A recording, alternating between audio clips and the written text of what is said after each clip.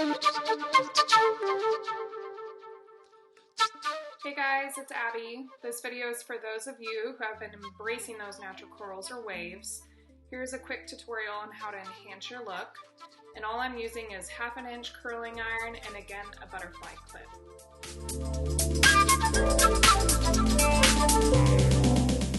So I'm using the curling iron more as a rod, not what it's traditionally used for. So using the curling iron, you're going to be facing it vertically up and down.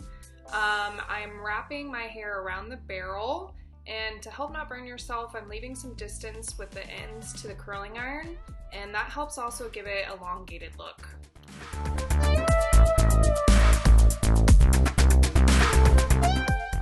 So the decision of what pieces to curl over others are typically based upon how straight they sit and if they don't curl easily naturally. So the ones around my face I always decide to curl because they lay straighter, and then I just kind of look around and see what other ones need enhancing.